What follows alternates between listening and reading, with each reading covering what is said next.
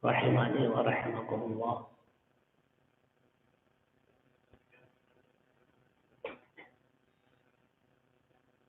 Kembali kita pada kesempatan dan di tempat yang mulia ini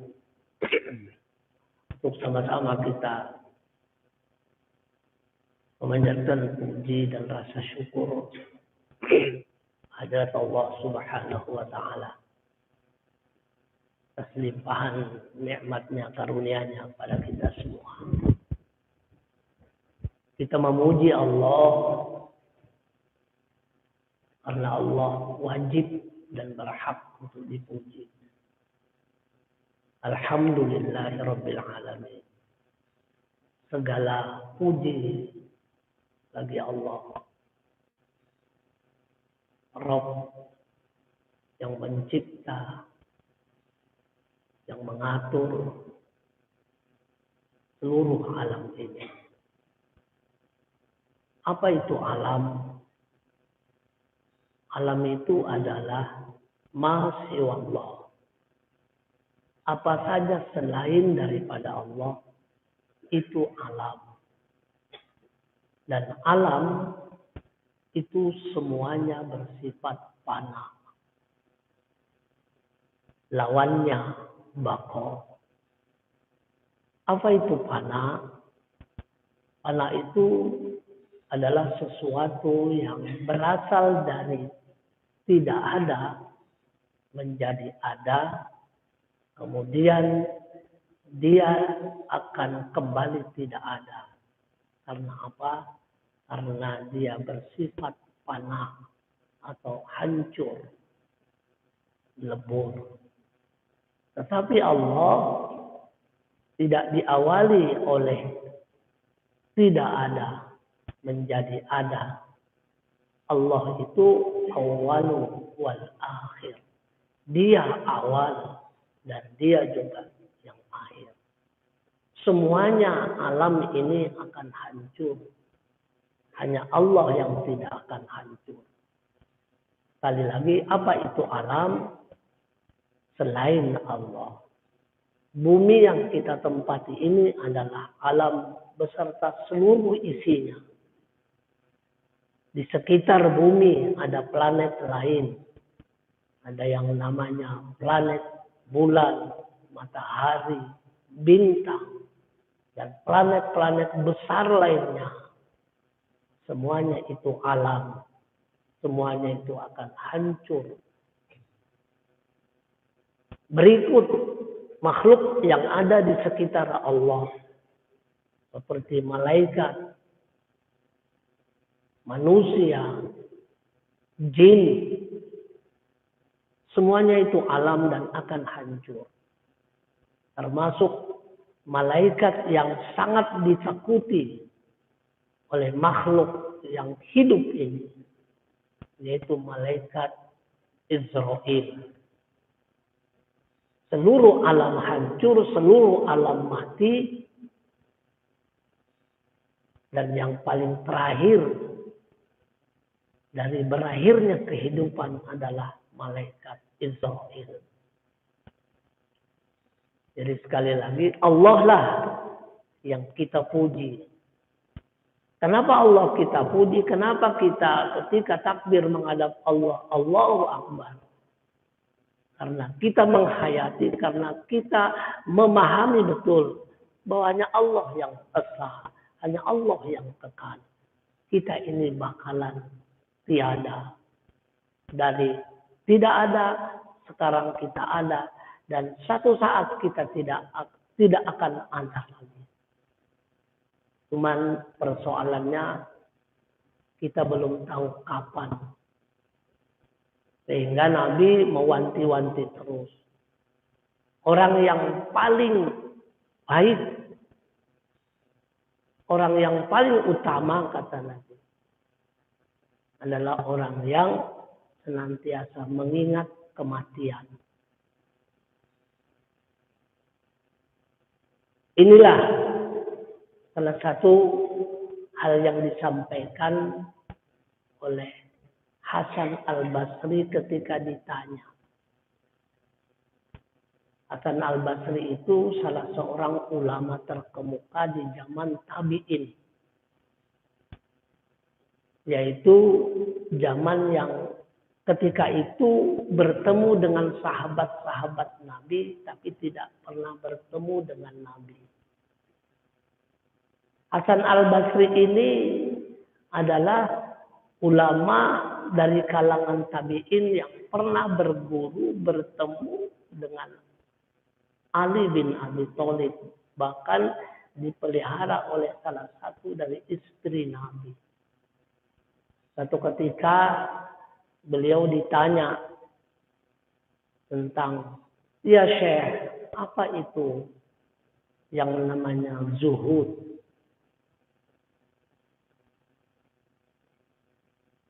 Jadi Hasan al-Basri ini di dalam dunia akhlak, kalau di Muhammadiyah dikenal dengan akhlak. Dalam dunia tasawuf, bahwa Hasan al-Basri ini dikenal punya konsep yaitu zuhud. Maka beliau ditanya, ya Syekh, apa itu zuhud? Maka beliau menjawab dengan jawaban yang cukup panjang. Maka beliau mengatakan, aku tahu bahwa rezekiku itu tidak akan tertukar.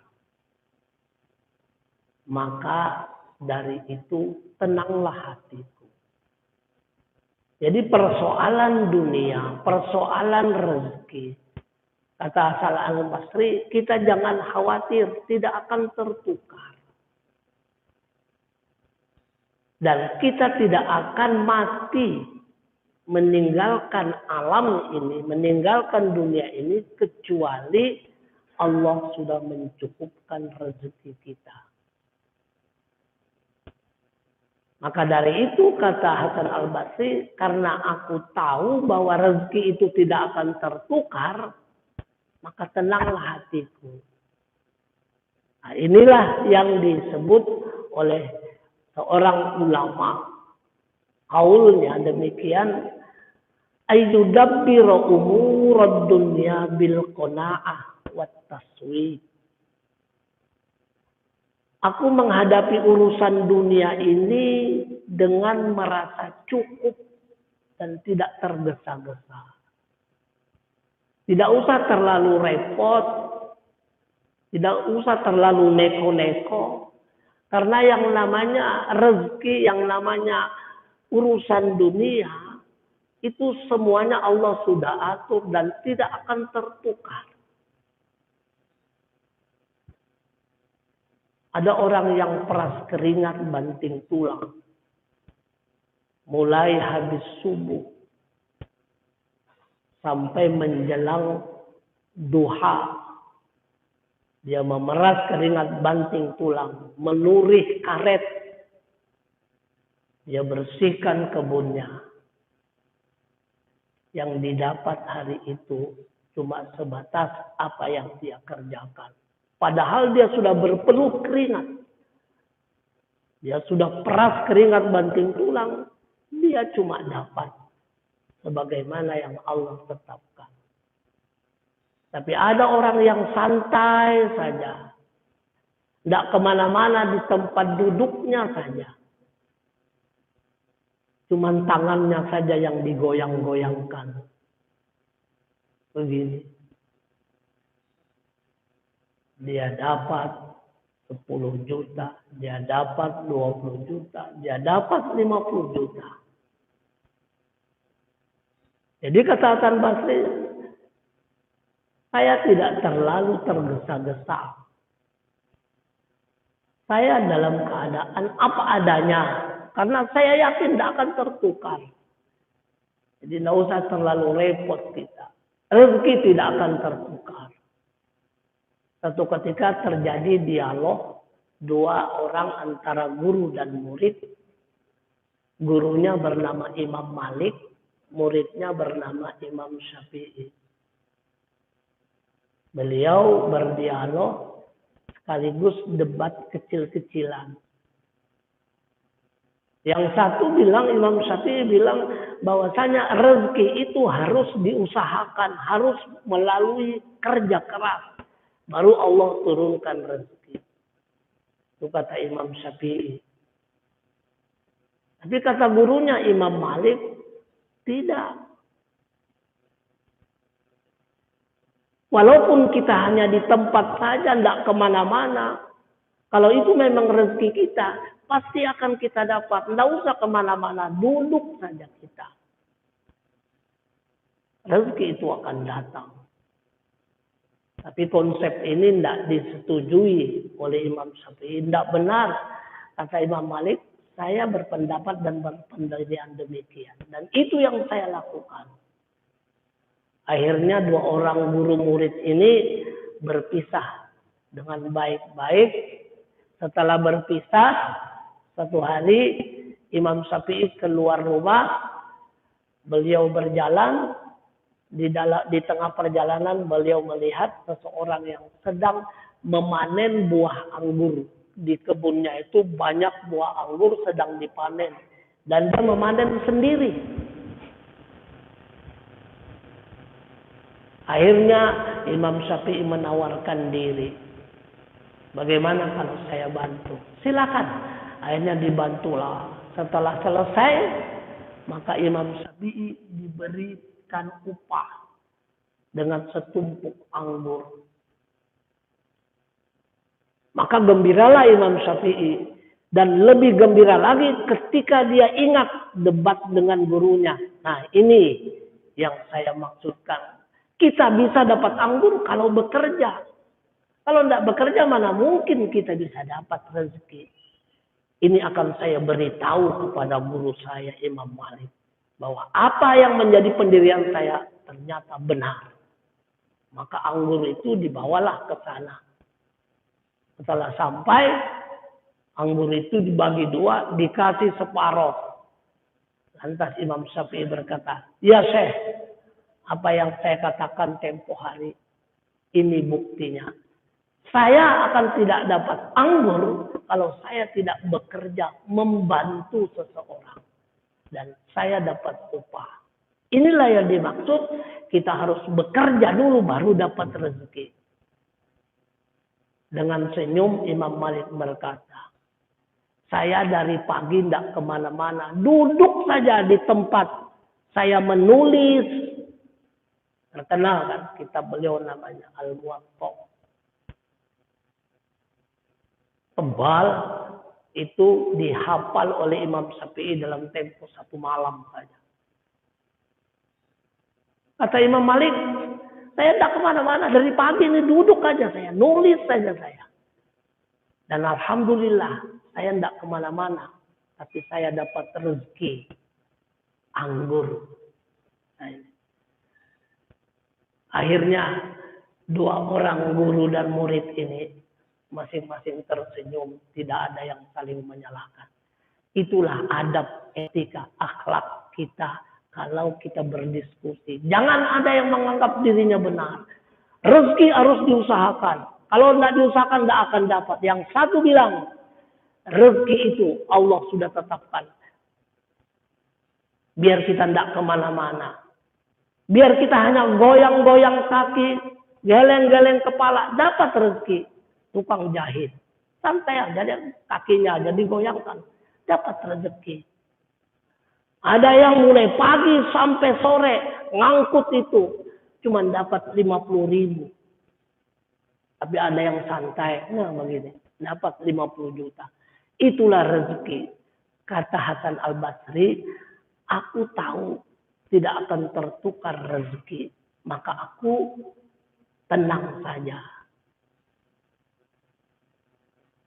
Dan Nabi mengatakan bahwasanya kita tidak akan dimatikan oleh Allah kecuali dicukupkan sudah rezeki yang sudah ditetapkan.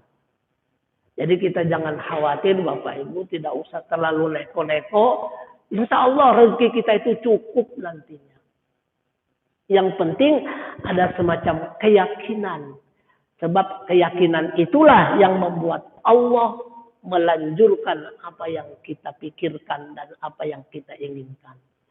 Jamaah sekalian, yang kedua kata Hasan Al-Basri, konsep zuhud itu adalah aku tahu amal ibadahku itu tidak dikerjakan orang lain. Maka kusibukkanlah diriku untuk terus beramal. Dengan amal inilah aku bisa mendapatkan rahmat Allah. Dengan rahmat Allah itulah kita bisa masuk surga. Atau sebaliknya kita bisa masuk neraka dengan kemurkaan Allah. Jadi kita tidak usah berharap dengan amal orang lain. Dan insya Allah kita yang sudah paham insya Allah tidak akan berharap. Tapi ada juga orang berpendirian, tidak masalah tidak terlalu banyak amal. Saya kan kaya. Kalau saya mati 3 hari, 7 hari, 40 hari, 100 hari, 1000 hari, tiap tahun dihauli. Saya didoakan, diberikan sodako baca Quran, dan lain sebagainya. Itu yang akan mengalirkan amal saya. Begitu kata pendapat sebagian orang. Kita jangan berharap ditahlili orang. Kita jangan mengharap didoakan orang. Kita berdoa duluan sudah. Beribadah duluan. Sebab kita tidak tahu orang yang mendoakan kita itu apa ikhlas apa enggak. Saya pernah pengalaman. Di suatu kenduri waktu KKN dulu. Di Barabai. Tahlil begitu sampai tengah malam. Baca Yasin, tahlil, apa-apakah yang dibaca. Setelah selesai, jam 11 selesai, di situ keluar. Apa yang keluar? Wajib. Wajib itu ketan. Sudah mah diberi lakatan lagi. Ngomel. Padahal dia sudah berdoa. Ngomel. Belum tentu itu yang berdoa itu ikhlas. Kalau sudah tidak ikhlas, jangan harap diterima. Jadi jangan mengharapkan 3 hari, 7 hari kita disedekahkan orang. Kita selagi hidup, beramallah. Maka kata Al-Basri, kusibukkan diriku setiap saat untuk beramal. Sebab aku tidak ingin amalku dikerjakan orang lain. Tidak ingin gratis. Dan yang ketiga adalah bahwasanya kata Hasan Al-Basri, aku tahu setiap saat kematian itu selalu mengintai aku. Maka kusibukkan diriku untuk selalu mengingat Allah. Karena apa? Karena setiap saat. Di dalam sebuah sabda Nabi dikatakan bahwasanya setiap hari itu malaikat Israel itu mengintai, mendatangi, memonitor seseorang itu tidak kurang dari 70 kali. Jadi kita ini setiap saat diintai oleh Israel. Ini kadang lawas lagi ini. Lihatin apa yang dikerjakannya. Diintai terus itu. Kita yang di masjid ini, yang tua, yang muda, mohon maaf, yang muda jangan beranggapan. Tetangga saya kemarin 70 tahun meninggal. Saya baru 45. Berarti masih ada jatah 25 tahun. Masya Allah. Jangan sekali-kali kita berpikir demikian. Banyak orang yang awet. Sakit bertahun-tahun tidak mati-mati. Ada orang yang tidak sakit, tiba-tiba mati. Itulah kematian. Maka dari itu kata Al-Basri, kusibukkan diriku untuk terus menerus mengingat Allah. Karena kita tidak tahu kapan kematian itu akan mendatangi kita. Yang pasti kematian itu terus setiap saat mengintai kita. Dan malaikat Israel tidak kurang dari 70 kali sehari itu mengintai kita. Diintiknya kita, apa yang digawinya. Apa yang dikerjakannya. Nah itulah konsep zuhud dari Hasan Al-Basri. Yang mudah-mudahan konsep ini menjadi bagian dari renungan kita untuk senantiasa kita bisa amalkan. Bahwasanya ingat rezeki tidak akan tertukar. Makanya jangan terlalu tergesa-gesa Insya Allah kalau itu memang rezeki kita pasti. Nah, ini. Apalagi ibu-ibu kalau arisan, tidak usah banyak berdoa. Kalau arisan itu tidak usah berdoa, pasti dapat minimal terakhir. Nah, itu. Nah, ini. Jadi rezeki itu akan datang nanti. Nanti kita seharianan berpikir, memeras keringat, banting tulang hanya untuk berpikir bagaimana caranya ini, bagaimana modelnya ini, supaya kita bisa menang tender. Sogok sana, sogok sini. Nah, ini. Dan tidak akan terjadi gejala-gejala kiamat kecuali di mana-mana terjadi huru hara. Mudah-mudahan huru hara akhir-akhir ini bukan menjadi bagian dari tanda-tanda kiamat. Karena masih banyak persoalan yang belum selesai. Terutama apakah kita sekarang ini sudah dapat rahmat Allah atau tidak. Itu yang menjadi tanda tanya. Sebab amal kita yang kita kerjakan termasuk pagi ini tidak menjamin surga. Karena yang menjamin surga hanya rahmat Allah. Termasuk kata sahabat, termasuk engkau ya Rasulullah. Iya, saya masuk surga bukan karena amal, tapi karena rahmat. Tapi bagaimana caranya dapat rahmat? Tentu kita harus banyak-banyak beramal. Demikian mungkin beberapa hal yang kita bisa sampaikan. Bagian dari konsep yang telah disampaikan oleh Hasan Al-Basri. Yaitu salah seorang tabi'in yang pernah ketemu dengan sahabat Nabi, ulama besar. Yang konsep tasawufnya itu bernama zuhud. Zuhud itu bukan berarti tidak lagi selera dengan dunia, tidak lagi meninggalkan tidak lagi ingat dunia, tidak. Tetap kita bermasyarakat, tetap kita beraktivitas di dunia, tapi jangan lupa wala tansa nasibaka minad dunya. Wabtaghi fima atakallahu darul akhirah. Raihlah akhiratmu, tapi jangan lupakan nasibmu di dunia. Karena akhirat itu bisa kita raih karena kita hidup di dunia. Demikian, mudah-mudahan ada manfaatnya. Salah hilaf mohon maaf. Subhanallah wa bihamdika asyhadu an la ilaha illa anta wa astaghfiruka wa atubu ilaik. Assalamualaikum warahmatullahi wabarakatuh.